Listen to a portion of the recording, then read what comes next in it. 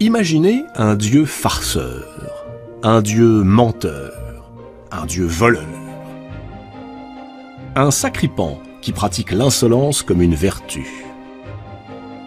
Un dieu qui écoute aux portes et raconte des histoires à dormir debout. Imaginez un dieu rapide, agile, qui guide les voyageurs le long des chemins, indique aux marchands la bonne affaire, retrouve ce qu'on a perdu, mais escamote ce que l'on possède. Ce dieu, c'est Hermès. Il arrive quand on ne l'attend pas. Il disparaît alors qu'on le croyait là. Hermès, c'est le dernier-né des amours de Zeus. Sa mère, Maïa, est une déesse glorieuse. Maïa est l'une des 7 Pléiades, les filles du géant Atlas, connues pour leur beauté.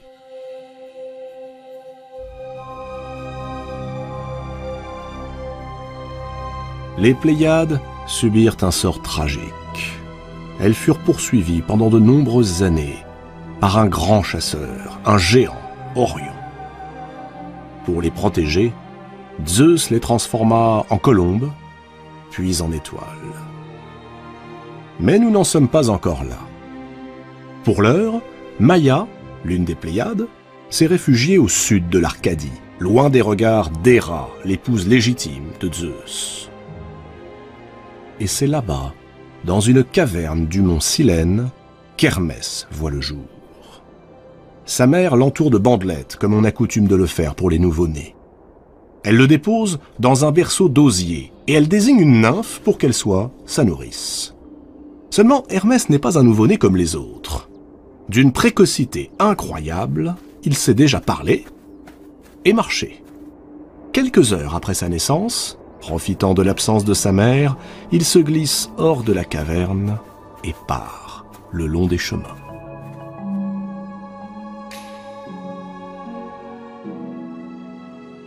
Le voilà qui arrive en Thessalie, à l'endroit même où Apollon, son frère aîné, est chargé de garder un magnifique troupeau, propriété du roi Admète. 12 vaches et une centaine de superbes génisses aux cornes dorées. Hermès jette un regard autour de lui. Personne. Apollon, comme à son habitude, est sans doute occupé à séduire les belles mortelles, à moins qu'il ne soit allé faire sa cour à Hyménaïos, un beau jeune homme qui, depuis quelque temps, occupe toutes ses pensées. L'occasion est trop belle. Le larcin est facile. Plus compliqué est de ne laisser aucun indice. Alors, pour que rien ne le trahisse, Hermès masque ses pas en enveloppant ses pieds dans des feuillages. Il fait marcher les animaux à reculons et les emmène, loin, jusqu'au pied du mont Pylos, un coin perdu du Péloponnèse. L'endroit semble désert. Hermès fait halte. Il s'assure que nul ne le surprendra, puis, sans doute parce que l'on n'est jamais trop prudent, pour s'assurer du soutien des dieux, il sacrifie 2 bêtes. Il les découpe en 12 parts, brûle leurs carcasses, cache le troupeau derrière une colline et repart tout heureux vers sa caverne.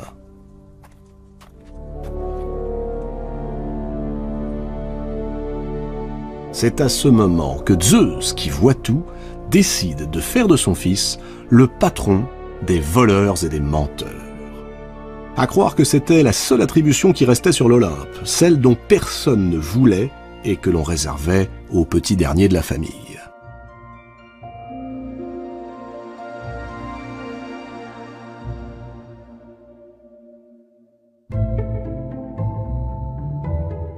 Hermès a quitté Pylos. Il est reparti sur les routes, toujours aussi insouciant. Bientôt, le voilà de retour devant sa caverne. Il va y pénétrer, lorsque soudain, il aperçoit une tortue qui se prélasse au soleil. Il l'observe un instant. Que pourrait-il bien en faire? Il s'en empare, la vide de ses entrailles, et tend d'un bord à l'autre de la carapace, au-dessus de la partie creuse, des cordes fabriquées avec les boyaux de l'une des bêtes qu'il a sacrifiées. La première lyre vient de naître. Ravi, le bambin emporte son nouveau jouet, le dissimule dans ses langes et se couche, comme si rien ne s'était passé.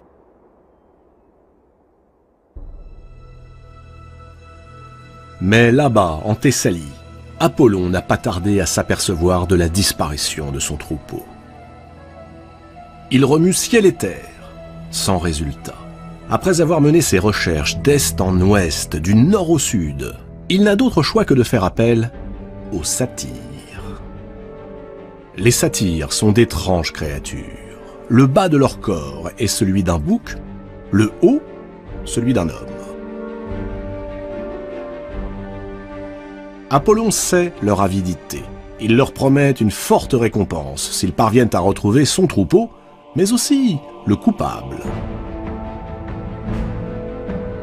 Il n'en faut pas davantage pour que les satyres se répandent dans toutes les directions, fouillent chaque recoin, mais rien. Le troupeau semble s'être volatilisé. Alors qu'ils sont prêts à abandonner, voilà que, non loin du mont Silène, s'élève une musique telle qu'ils n'en avaient jamais entendue auparavant. Guidés par cette mélodie, ils arrivent devant l'entrée de la grotte où vit Hermès. La nymphe monte la garde. Les satyres l'interrogent sur l'origine de cette extraordinaire musique. Elle leur explique qu'un enfant exceptionnellement doué a construit un jouet musical au moyen d'une carapace de tortue et de boyaux de vache. D'où viennent ces boyaux ? La nymphe répond qu'elle n'en sait rien. Les satyres vont repartir lorsque tout à coup, l'un d'entre eux aperçoit à quelques pas de là une carcasse de génisse aux cornes dorées. Intrigué, il jette un coup d'œil à l'intérieur de la grotte. Un enfant sommeille dans son berceau. Ce ne peut être que lui, le voleur. Immédiatement, les satyres courent prévenir Apollon.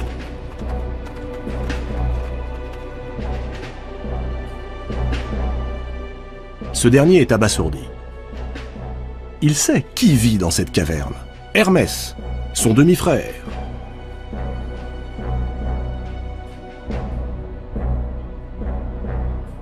Maîtrisant mal sa colère, Apollon se précipite et exige de Maïa que son schnappant de fils lui indique où il a caché son troupeau.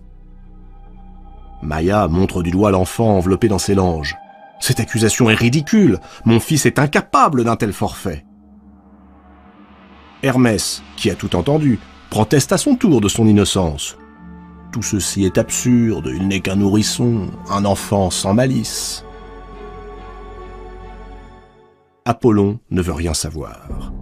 Il saisit Hermès et l'emmène chez Zeus, brandissant en guise de preuve la carcasse de génisse qu'il a pris soin d'emporter. L'aube n'est pas encore levée et le maître de l'Olympe dort encore. Peu importe, Apollon fait irruption dans sa chambre et le prend à témoin.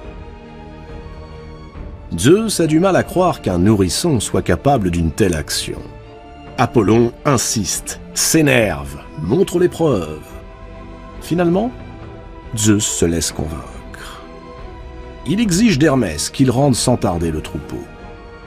Il le gronde, le sermonne, mais au fond de lui, il est ravi du tour que son fils a joué au frivole Apollon.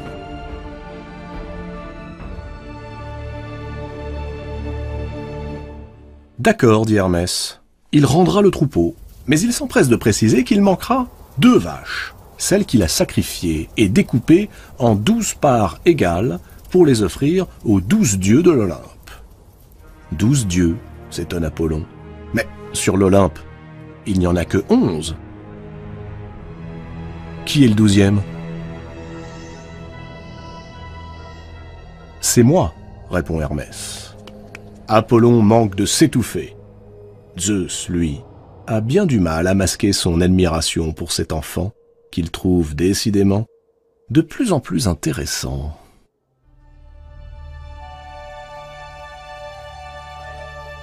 Avant de reprendre la route, Hermès récupère la lyre qu'il a fabriquée et se met à improviser un air.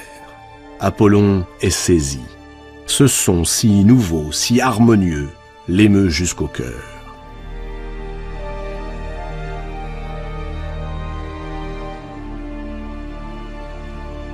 Apollon est le dieu protecteur des artistes, des musiciens, des poètes. Ce chant l'émerveille. Au point qu'il en oublie bientôt tous ses griefs contre son jeune demi-frère. Et c'est en chantonnant qu'il lui emboîte le pas jusqu'à l'endroit où est caché le troupeau.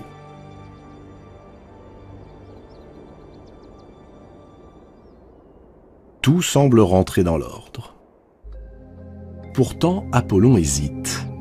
Depuis qu'ils ont quitté la caverne, l'instrument qui a produit ce chant si admirable le hante. Il l'obsède. « Tu gardes les génisses », propose-t-il tout à coup à Hermès, « et en échange, je prends la lyre. » Hermès sourit. Il est d'accord. Les deux frères se serrent la main. Désormais, ces deux-là ne se quitteront plus.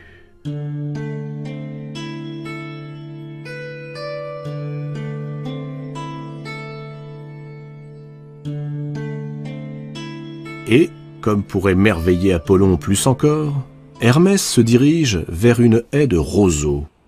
Il taille dans l'un d'eux une flûte et il se met à jouer un nouvel air de musique. Ébloui, Apollon ne peut s'empêcher de proposer un nouveau marché. Si son frère lui donne cette flûte, il lui offrira en retour la houlette en or qui sert à faire paître son troupeau. Hermès deviendra ainsi le dieu protecteur des bergers. « Pas question », réplique cette fois-ci l'enfant. Manifestement, Hermès a déjà le sens des affaires. « Ma flûte vaut bien plus qu'une houlette, fût-elle en or.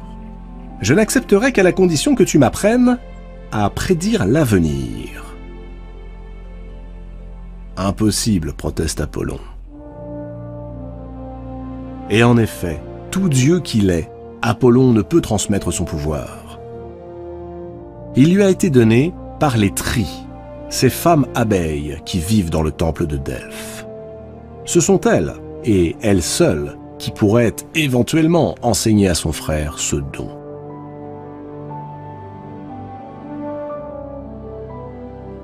Qu'à cela ne tienne, réplique Hermès, j'irai voir les femmes abeilles. Il part pour Delphes. Et c'est là, au cœur du sanctuaire sacré d'Apollon, qu'Hermès parfait son éducation.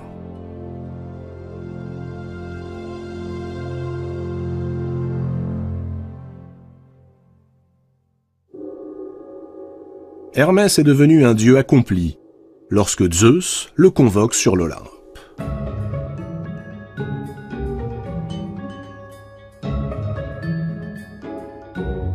À peine arrive-t-il que le maître de l'Olympe le couvre de compliments. Il le trouve ingénieux, éloquent, persuasif. Alors, Hermès saisit l'occasion. Il fait une demande à son père. Il veut devenir le dieu responsable de la sécurité des propriétés divines sur l'Olympe. En échange de quoi il s'engage à ne plus jamais dire de mensonges, tout en précisant qu'il n'est pas sûr d'être capable de dire toujours la vérité. Zeus sourit et accepte. Il lui remet alors un bâton magique, autour duquel viennent s'enrouler deux serpents. Ces deux serpents représentent l'opposition entre la vie et la mort, l'Olympe et les enfers. C'est l'ancêtre du caducée. Il ajoute ensuite à sa panoplie un chapeau rond, au bord large pour le protéger de la pluie durant ses missions, et des sandales ailées, en or, capables de le transporter avec la rapidité du vent.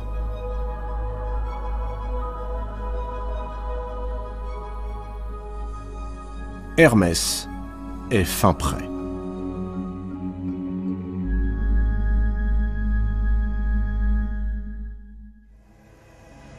Zeus le nomme agent de liaison entre les dieux et les mortels.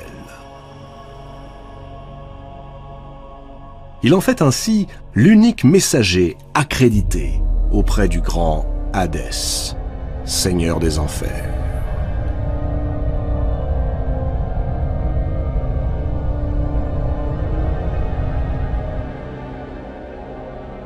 Hermès devient l'accompagnateur des âmes, celui que l'on nomme Hermès Psychopompe. Et contre toute attente, il s'attelle à cette tâche avec un zèle incomparable.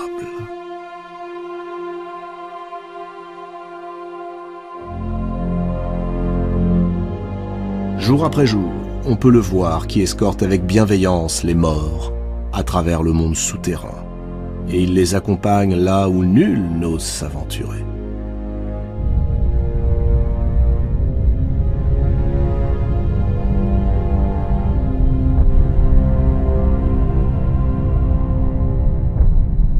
Mais ce n'est pas tout.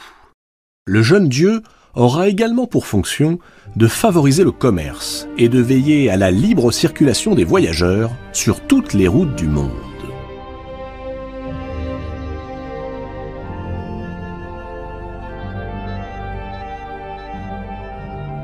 Hermès aide les commerçants et les négociants. Il les conseille pour vendre au meilleur prix. Il n'hésite pas à leur prêter un peu de son éloquence, de cette faconde qui permet de vendre n'importe quelle camelote et de se sortir de n'importe quelle situation. Les raisonnements d'Hermès sont bien souvent d'une totale mauvaise foi. Il le reconnaît lui-même d'ailleurs. Ce qui compte n'est pas tant de dire la vérité que de plaire.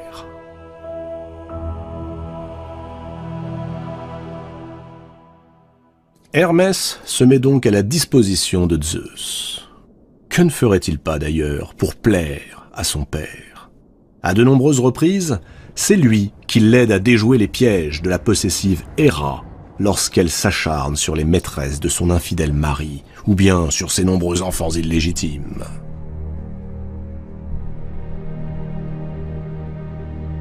C'est ainsi qu'il recueille le jeune Dionysos dès sa naissance. Et plus tard, lorsque Paris, le prince troyen, sera chargé de juger qui est la plus belle d'Héra, d'Athéna et d'Aphrodite, c'est encore Hermès qui, sur ordre de Zeus, conduira auprès de lui les trois déesses.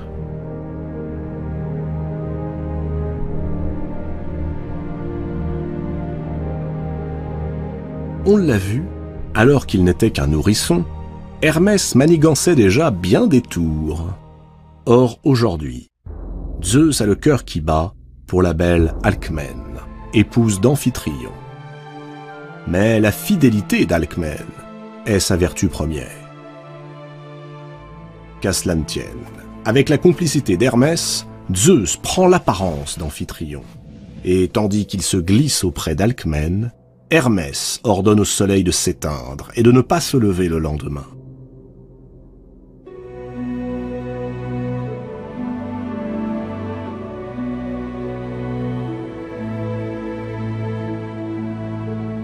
C'est ainsi que l'infortuné Alcmène se dépense en toute innocence dans les bras de son soi-disant mari pendant 3 jours.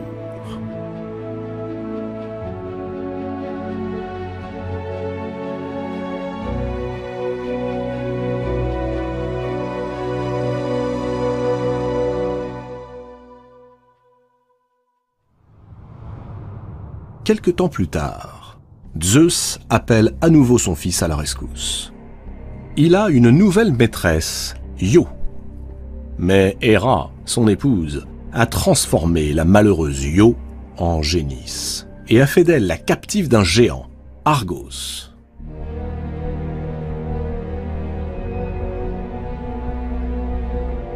À la demande de Zeus, Hermès se rend auprès du géant. Ce géant n'a pas 2 yeux, mais 100. Jamais à court de stratagèmes, Hermès parvient à l'endormir en lui racontant des histoires sans fin, des histoires à dormir debout. Et une fois assuré que tous les yeux du géant sont clos, il lui tranche la tête.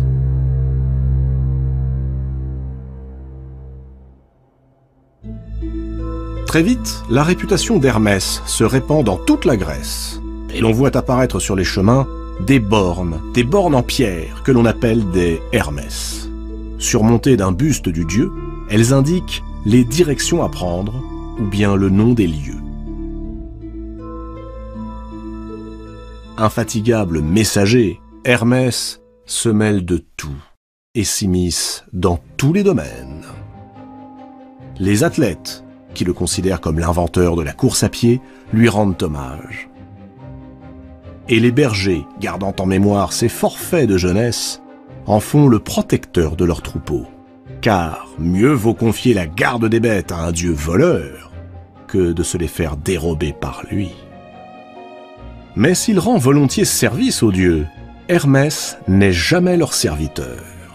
Il est bien trop impertinent, bien trop libre et bien trop joueur pour cela. Sur l'Olympe, on l'aime bien. On s'amuse avec lui, mais souvent, on s'agace. Toujours aussi farceur, il dérobe son arc et ses flèches à Eros, le dieu de l'amour.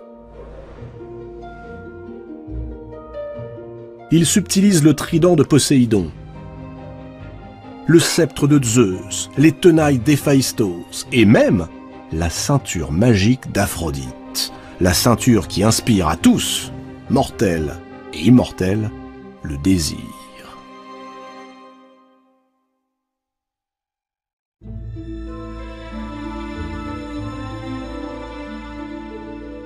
Aphrodite.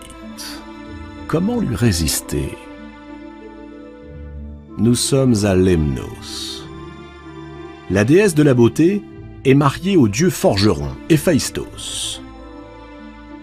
Ce dernier, ayant découvert qu'elle le trompait, a réussi à la piéger, elle et son amant, Arès, dans un filet aux mailles de bronze.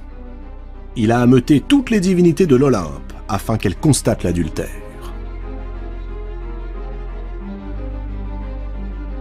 Hermès est présent dans l'assemblée. Comme tous, il est séduit par la beauté de la déesse. Et il laisse entendre qu'il aurait bien pris la place d'Arès, malgré le filet. Aphrodite l'a entendu. Flattée, avant de fuir l'Olympe, elle s'offre à lui une nuit entière. Et de leur étreinte, naîtra un être bisexué, mi-homme, mi-femme, Hermaphrodite. Hermaphrodite n'est ni tout à fait un homme, ni tout à fait une femme. Il est les deux à la fois. Hélas, sa nature lui interdira toute forme d'amour réciproque. Plus tard, Hermès séduira la fille de la princesse Dryope, et ensemble, ils auront le dieu Pan. Moitié bouc, moitié homme. Un dieu si laid que sa nourrice s'enfuit en le voyant.